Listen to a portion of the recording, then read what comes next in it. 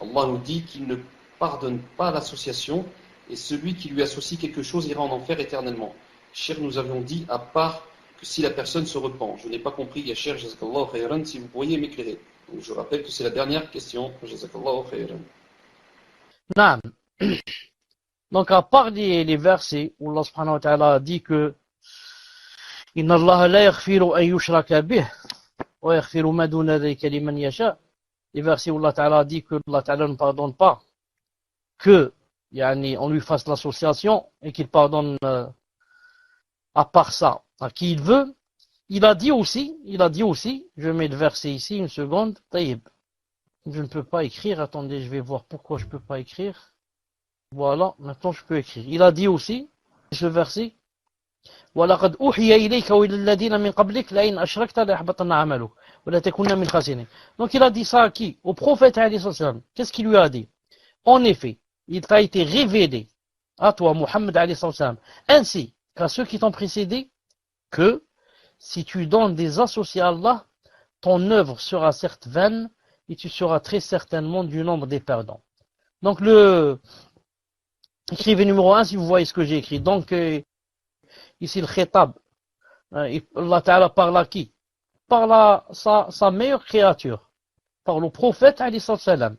Il lui dit, écoute, il t'a été révélé, ainsi que ceux qui t'ont précédé, que toi, ya Muhammad, toi, si tu donnes des associés à Allah, ton œuvre sera vaine, tout ce que tu as fait sera vain.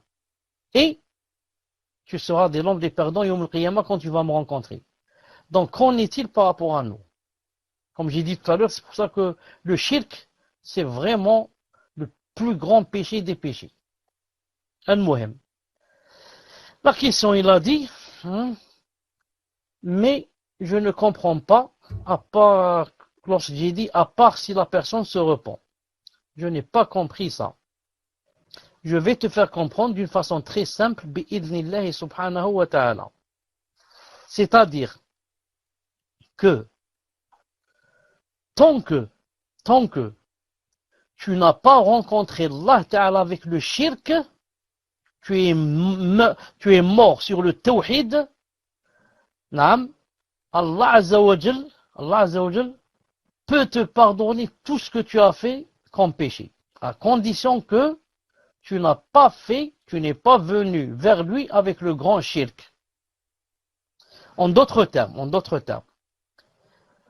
si dans cette vie, maintenant que tu vas vivre 20, 30 ans, 40 ans, une personne va être chrétienne, va être bouddhiste, va être, je ne sais pas, elle adore les tombes, non, elle adore je ne sais quoi, non, même si elle va rester sur ce shirk pendant des années, mais non, elle va faire la tauba avant de mourir, soit une année avant de mourir, 10 ans, 5 minutes avant de mourir, al-muhim, elle ne doit pas rencontrer Allah Ta'ala avec le shirk, c'est-à-dire elle doit se repentir, il faut qu'elle fasse le repentir ici, il faut qu'elle fasse le repentir si elle a fait le shirk. Si c'est comme ça, Allah Ta'ala peut lui pardonner tous les péchés, tous les autres péchés, si elle meurt, si elle le rencontre avec les autres péchés, la zina, l'alcool, Allah Ta'ala peut lui pardonner s'il veut. S'il ne veut pas, il le fait entrer en enfer, il le fait sortir, il le purifie, il le fait sortir. Par contre, s'il le rencontre avec le grand shirk, c'est très grave et trop tard pour lui. Il ne lui pardonnera pas. Donc, conclusion. Faire le shirk, c'est très grave. On parle du grand shirk surtout.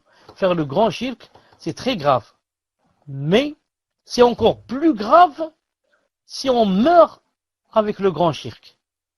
Mais si par contre on a fait tauba, on se repent, comme j'ai dit ici, on se repent, il n'a pas compris qu'est-ce que ça veut dire sauf si on se repent, mais si une personne se repent, après avoir fait le grand shirk, et meurt en état de repentance, il n'y a pas de problème. Allah Ta'ala dit il n'y a pas de problème, Inch'Allah Ta'ala.